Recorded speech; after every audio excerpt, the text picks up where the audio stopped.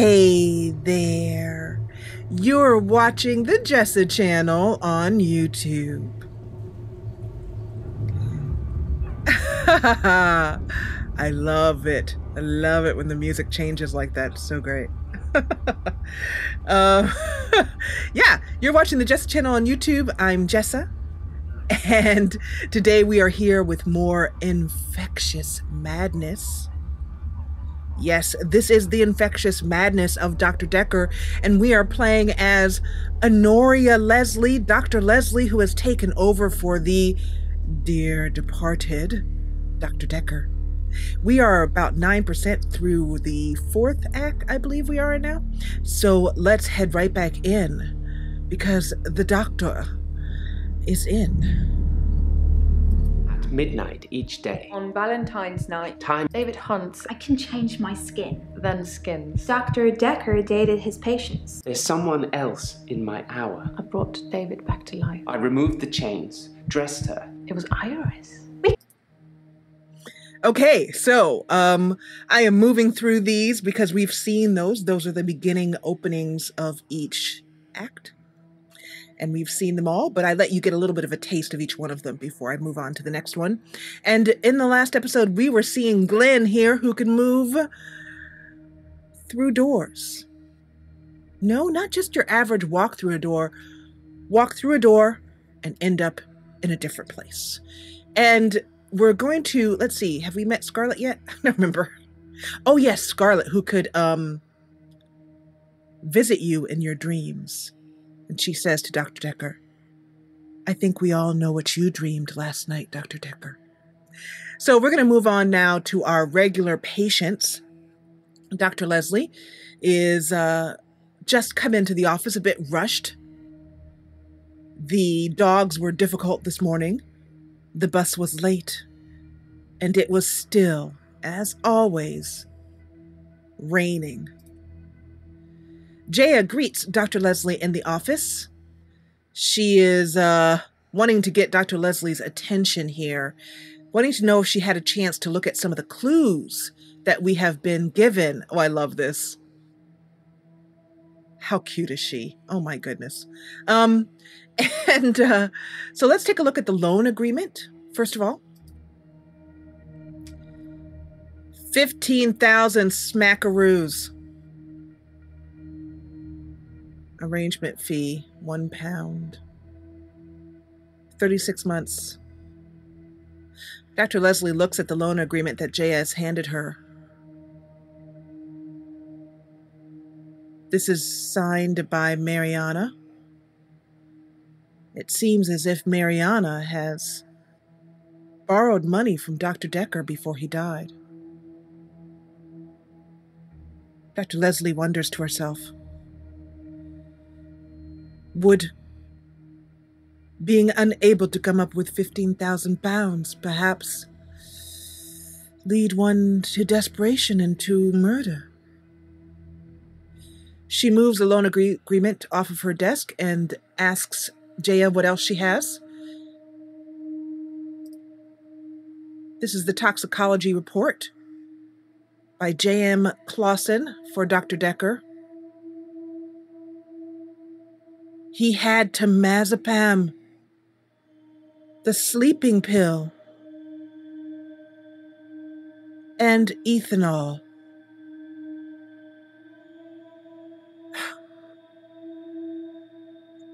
Perhaps that was why there was no sign of a struggle. The doctor was found with a paper knife, a paper cutter in his chest, but perhaps he was already asleep. Interesting. Thank you for showing me these, Jada. Yes, he was located in his office, seated on a chair. The paper spike.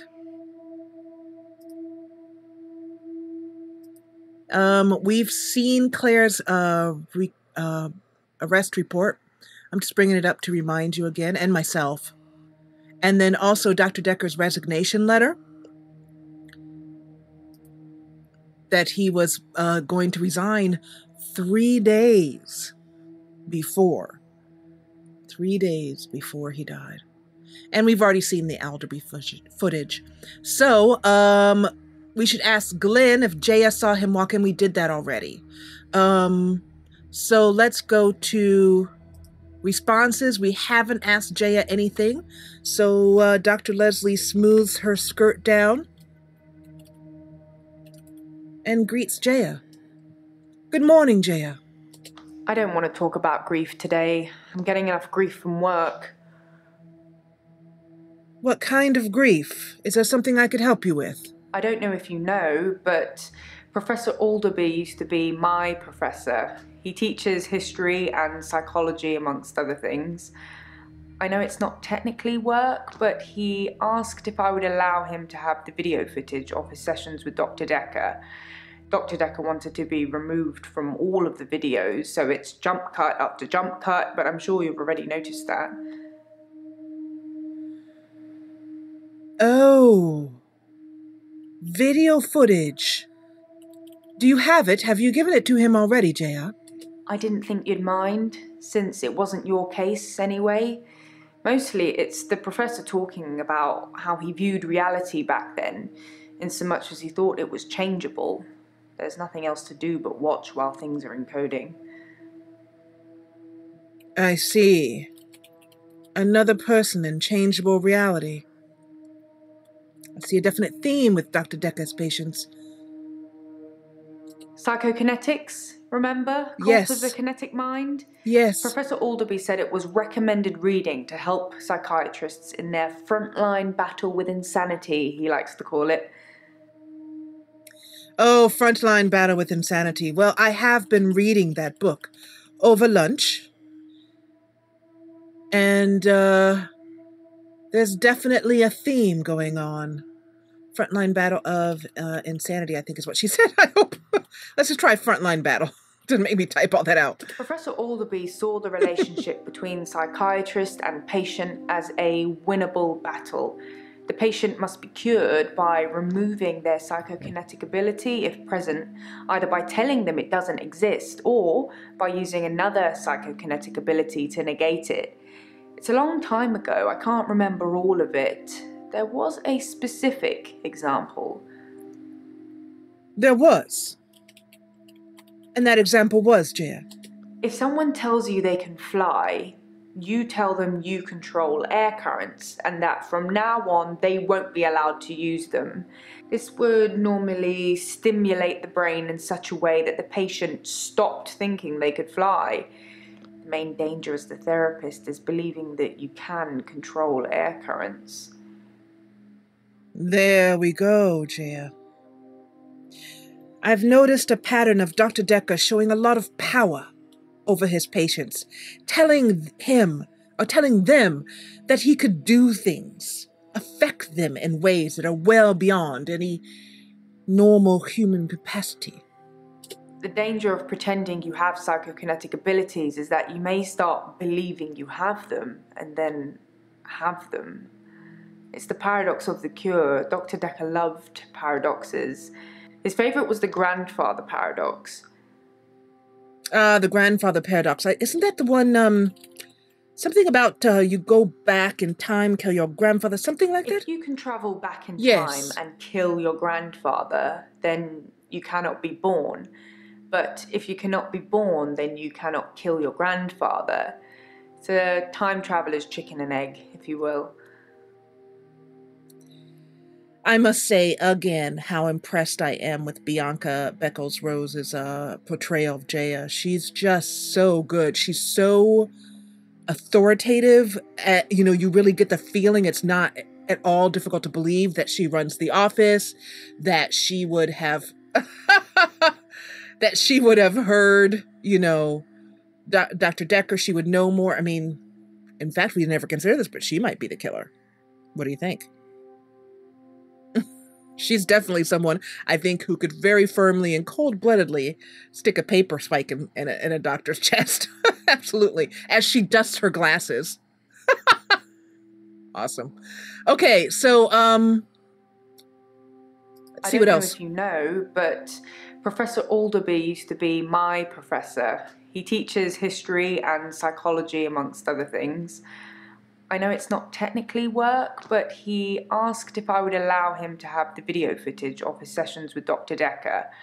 Dr. Dekker wanted to be removed from all of the videos, so it's jump cut after jump cut, but I'm sure you've already noticed that. Okay, let's just ask her about Alderby and see if we get any more information about him. I like Professor Alderby. He turned me onto that book I've been raving about. Oh, yes. Yes, The Cult of the Kinetic Mind.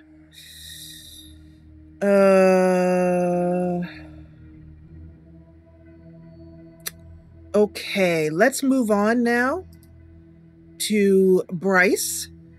Jaya, I need to see my first appointment, but keep me apprised of anything else you learn, and if Professor Alderby calls in, yes, that one, do let me know, would you? Also, could you make a pot of tea on your way out? Jaya nods and leaves the room so that Bryce, soon after, walks in. He is distracted, carrying what looks to be a small pocket watch or timer, dressed in his usual jeans. Dr. Leslie greets him. Do you have a headache? Good morning. I'm fine.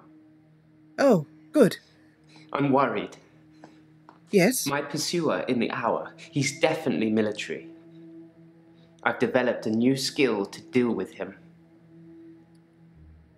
What skill is that, Bryce? I remember you were telling me. Thank you, Jaya, for the tea. I remember that you were telling me that there was a man that you thought was following you in your midnight hour.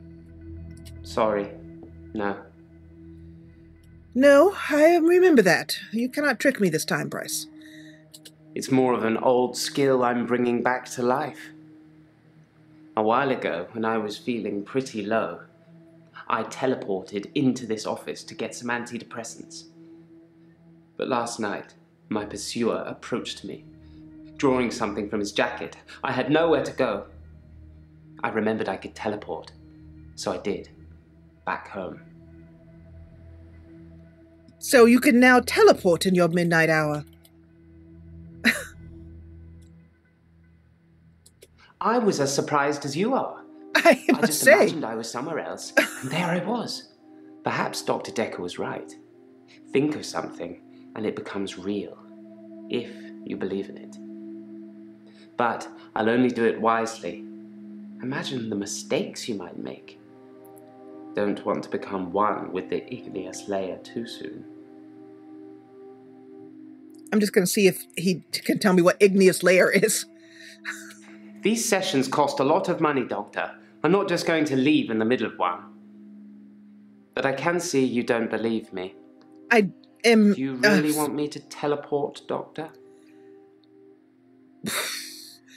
Yes, actually, I do.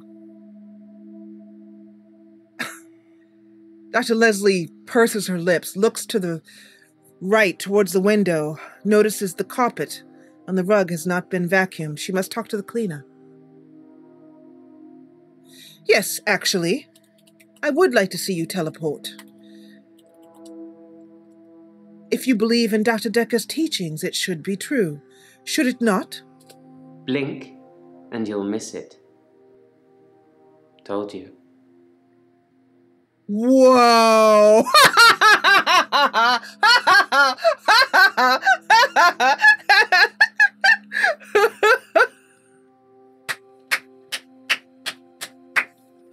I freaking love this game. Hey, Tim, well played. Well played, sir. It's so creepy. Oh, I wish I'd gotten to interview the actor of Bryce, because I would have asked him how it felt to see his face all smushed like that. That was so cool. Dr. Leslie stares at Bryce as he somehow managed to split himself, seemingly in half. She blinks, and he is back to normal, sitting on the couch, tapping his finger on his wrist and staring at the floor as if nothing has happened. Honoria, keep it together. Suddenly, Dr. Leslie is hungry. How long till lunch, she wonders, and then tries to focus again. It's almost as if she's becoming, I believe the word is inured, used to what's happening in this office, as if the office itself. Suddenly she turns around, wondering if the girl was just behind her. The one that, I believe it was Bryce, said was behind her. Sometimes. Bryce, let's just ask him about blinking for some reason. No.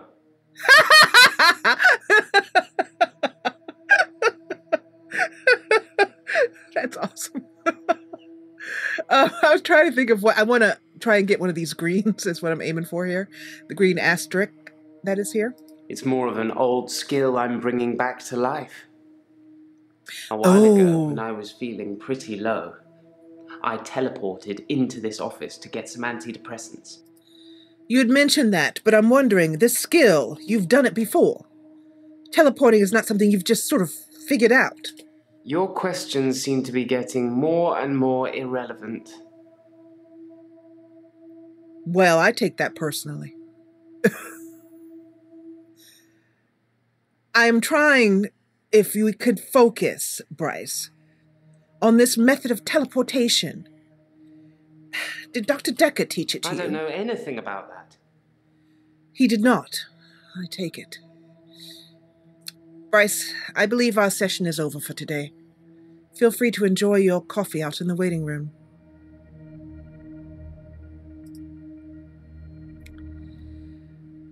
Jaya, who is my after lunch? Mariana? Fine. I'll have her in. Before, Mariana steps into the room, Dr. Leslie heads downstairs to lunch. She reads the book that Jaya gave her, The Cult of the Kinetic Mind. For fun. She looks hard at her spoon, imagining it floating from the table. Some concentrated effort and a bit of a headache later, the spoon remains stubbornly still. I don't know what I expected. She gets up from the table, grabs her purse, and suddenly the spoon flies off of the table and hits the floor. She stares at it and then hurriedly walks out. She comes upstairs out of breath, noticing that it is no longer raining, and Mariana is early. She's cradling a glass of water. Dr. Dekker sits down and greets her, a bit breathless. So we've already said hello to her. We've talked to her already in this session, but let's talk to her about this mermaid part. We still have orange stars here. I have this recurring dream. I'm at the beach. I strip and walk into the sea. The sea feels warm and comforting. Not cold and harsh like you'd think. I swim down to the bottom of the ocean. I can breathe freely. I can breathe water. On the ocean floor ahead of me, there is a beautiful creature. A glowing being with wispy limbs. It's so warm. I'm transfixed. But my feet shift. I'm unsteady. Below me, the floor is woven in human flesh. Dead bodies, but some of them still struggling for life. These are the ones touching me. gripping my feet. I scream. That's when I wake up. Do you have that dream, Doctor?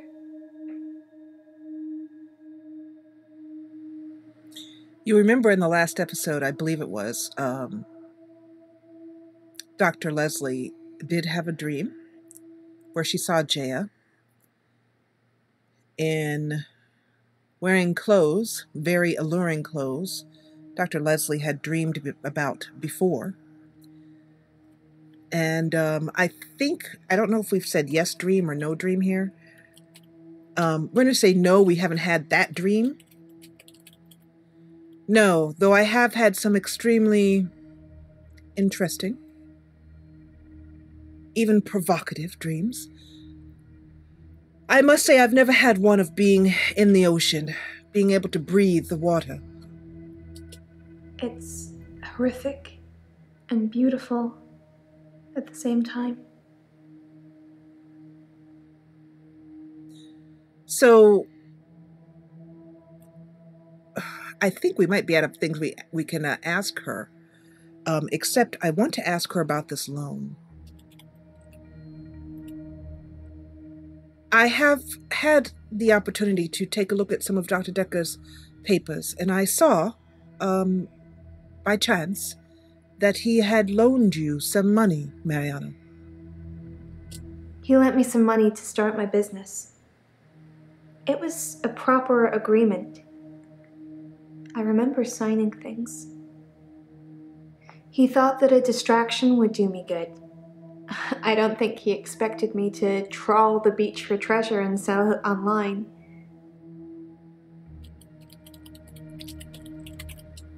He said a distraction would help you. Dr. Dekker thought I had too much time on my hands, so a distraction would do me good. He lent me $15,000, all in all. All right. I should take a look at the contract, which I just did already. We remember that. Loan agreement. Okay. We did look at that. We've just looked at it again. Okay. And I'm going to ask for a hint here to see if there's anything else. I haven't yet brought her to Orange, to Amber. Oh, okay. Toxology report. We'll ask this in this way. Mariana, I understand that you and Dr. Dekker did enjoy a little time outside of the office. During that time, did Dr. Dekker drink? Oops, if I could type here. Let's try Dekker and drink. Let's try also a lot, just to make sure. Did Dr. Dekker drink a lot, Mariana? I've seen Dr. Dekker drink, but not that much. Certainly not during our sessions. He had other things on his mind, I'm sure. Other things? Could you elaborate? No. No. All right. Well, thank you, Mariana. I'll move on. And, I suggest you continue to move on from your dream. I'll see you in our next session. Let's bring in Elin now.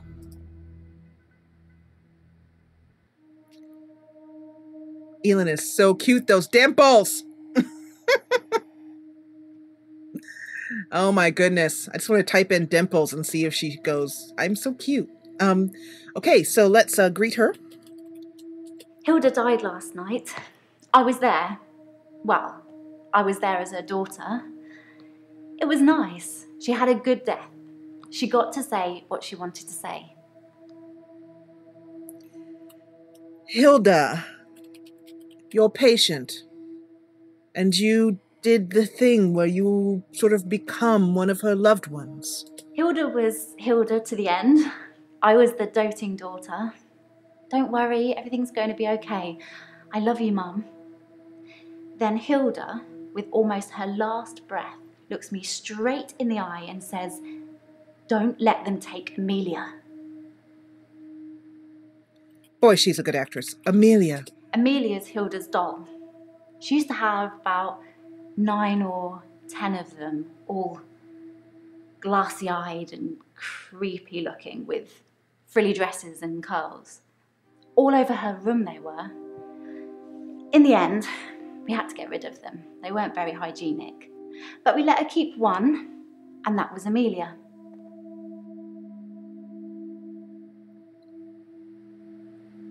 What happened?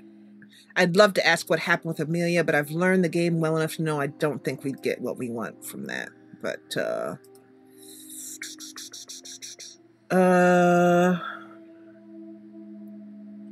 this is, I don't know. I'm keeping her safe until I can pass her good. on to Hilda's daughter. Maybe she'll fly over for the funeral. I don't know. Are you okay, Doctor? You look a bit pale.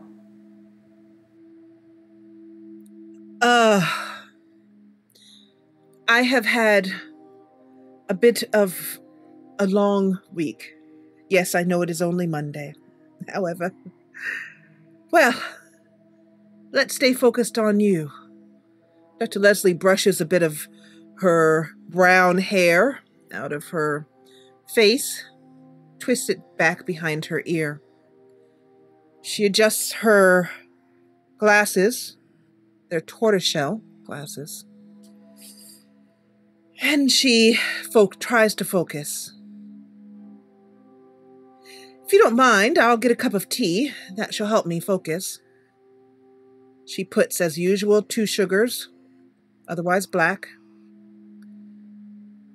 And Elin waits.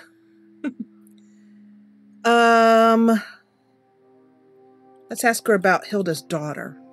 I don't really know anything about that. How about Hilda, daughter? Yeah, we've already talked about that. I'm wondering, though, about the nurse that we go back and look at our notes. Terry. Let's see if she has anything to say about Terry and how she took the death or whatnot. Terry hasn't been into work for a few days. I hope there's nothing wrong with her. Wow, she's so good. She's so good at looking innocent and like she could totally kill you at the same time.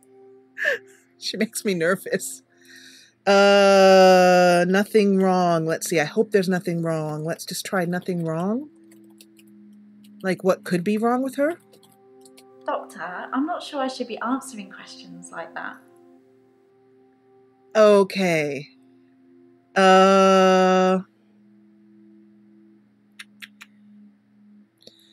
Fun little fact, I believe that each of the actors recorded their entire 4 days or five acts. I believe there's 5 acts to this. I think each of them took just a day to do it. Correct me if I'm wrong on that, if somebody knows. Okay, well, I'm gonna need a hint at this point. Oh, we should ask everyone that. Okay, got it. Dr. Dekker, and alcohol. I'm just wondering if you've ever seen Dr. Dekker drinking. You're going to have to be a bit more specific.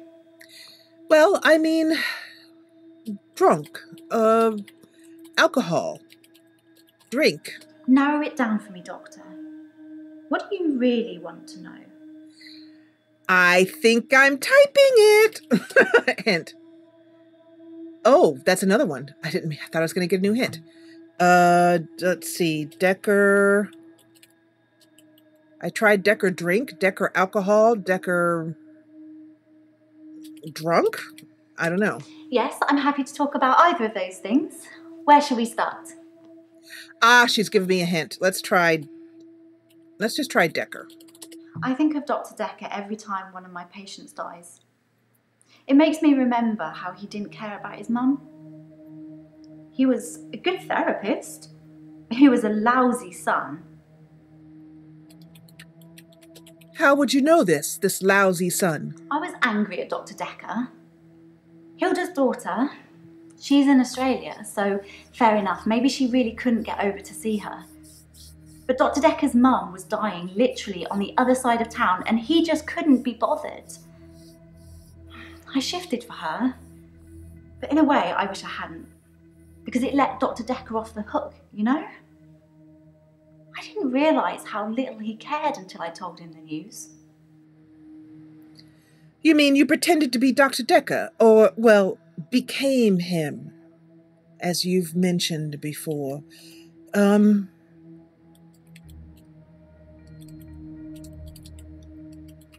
I think I may have already asked this, yeah. Shifted. Do you think I'm a good person, Doctor? Dr. Leslie puts down her pen. She looks Elin straight in the eyes and she says, yes. I think you are a good person. Though, Elin, even the best of us humans can make mistakes. I hope so. I'm trying to be. I really am. I love how she says trying to be, indicating that she may not have been at some point in the past. What was that last hint? Doggone it.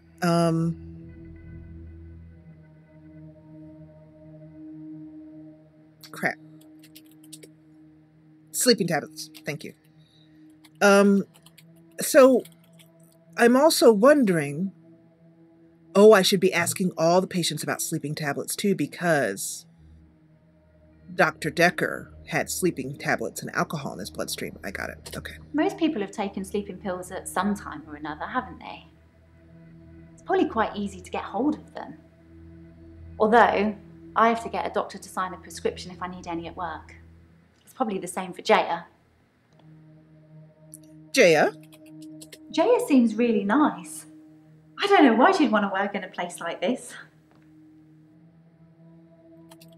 Well, I think this is a fine place to work. It's certainly interesting work. I just mean, get all these weird people coming here. I mean, I've met some of them out in the waiting room. I know they're just people, but a couple of them have seriously given me the creeps. The creeps? Like who? I'm not really helping, am I? Try asking me something else. All right, a place like this? I just mean, get all these weird people coming here. I mean, I've met some of them out in the waiting room. I know they're just people, but a couple of them have seriously given me the creeps. Let's try couple of them. Couple of them. Sorry, can't help you. All right, let's try waiting room. I don't have anything else to say about that. Yes, you do.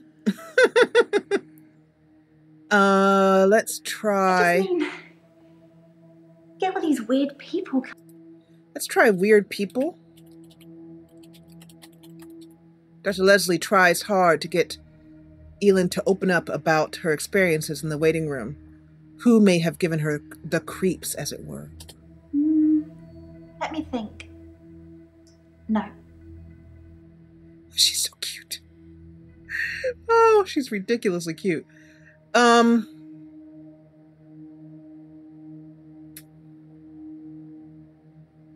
Too much to do today, so I think we've already asked her about the paper spike, I think. I don't know anything about Yep. that. We asked her that in the last session. Okay, well, let's move on. I think we're a little bit stuck here, so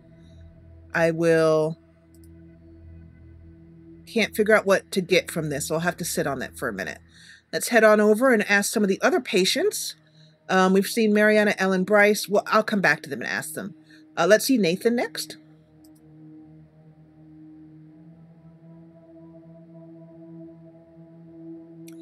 Yeah, Nathan, that's familiar. I think we talked to him already. No, we haven't. Okay, let's say hello to him. I'm feeling good. I ran into one of your other patients, Mariana. She's beautiful.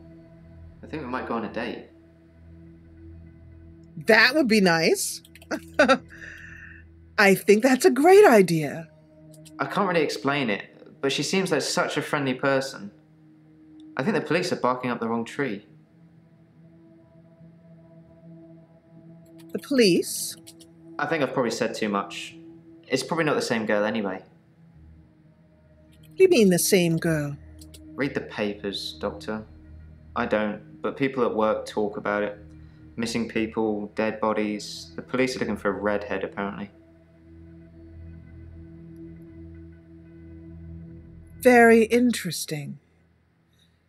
Well, thank you for sharing that, Nathan.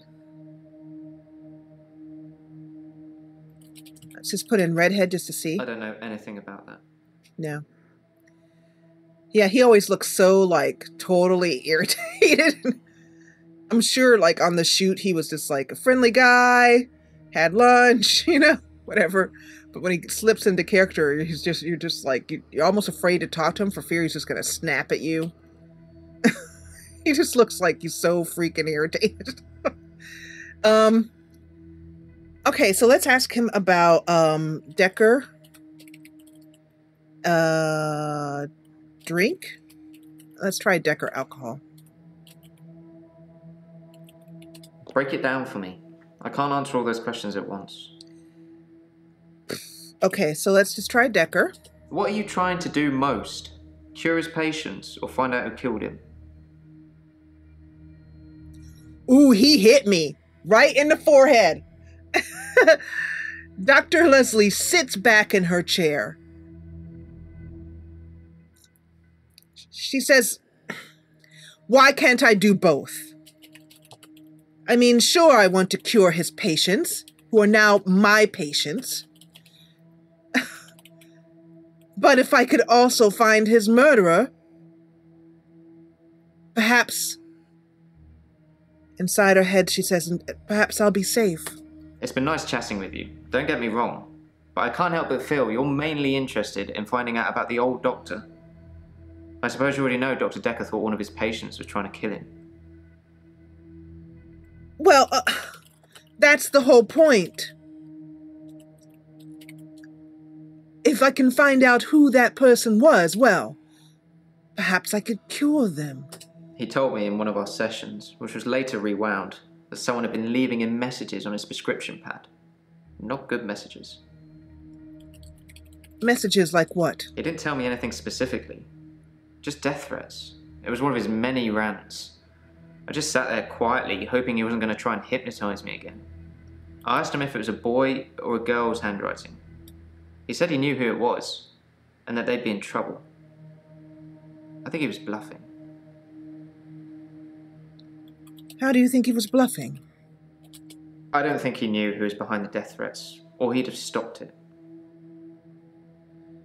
I can't tell if the actor is acting or he just has a lazy, I think that would be his right eye, or anyway, his left eye, the one on the, yeah. Keeps drooping. What about, did he take sleeping pills? Let's try sleeping pills. Temazepam is the same sleeping pill Dr. Dekker prescribed me. Why would he mix those with alcohol? People are such idiots. Which reminds me, that truck driver died. Well, first let's talk about that alcohol, and then we'll cover the truck driver.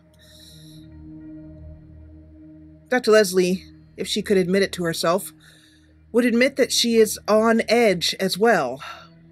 She finds Nathan to be threatening. Alcohol isn't something I usually notice on people until they're slurring and weaving around. Was Dr. Dekker an alcoholic? Probably. I never saw him drink, though. Oh, I should try alcoholic with the other ones.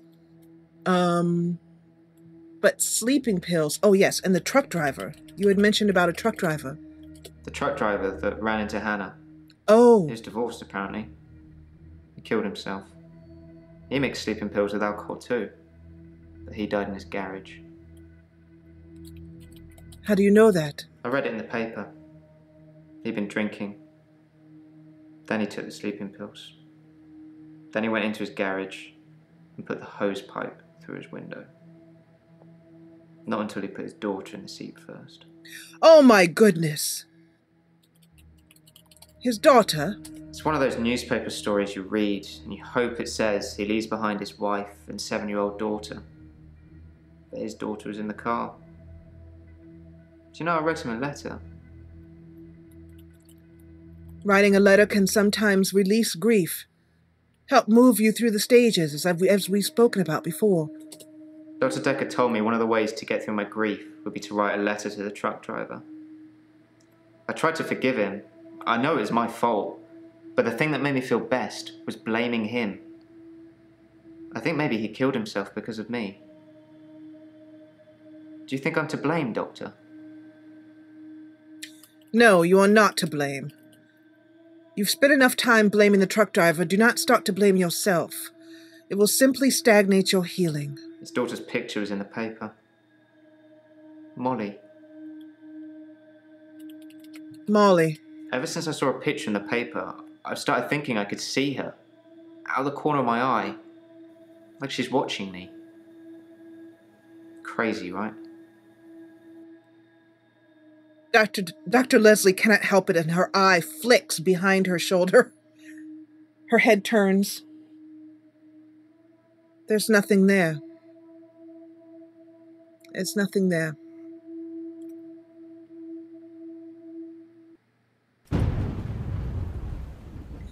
And we will end this session here. 53% through Act 4. And this just gets better and better and better. This game is excellent. It is also available on Steam if you have not yet gotten your copy. And do not worry, if you're watching mine and you're thinking, oh gosh, it's going to be the same. It's not. You get a different murderer every time. So it's very likely that you're not going to get the same murderer that we are going to get in this playthrough. That's what makes it so absolutely fantastic and thrilling. We'll come back in the next act and we'll try and get the rest of the patients to Amber so we can move on to Act 5. And then pretty soon we'll be finding out who did it. Woo! I'm so glad you joined me. If you enjoyed what you saw, please hit the thumbs up button below. And if you loved it, join the party and subscribe. I'll see you back here for more infectious madness in the next episode. And as always, thank you so much for watching.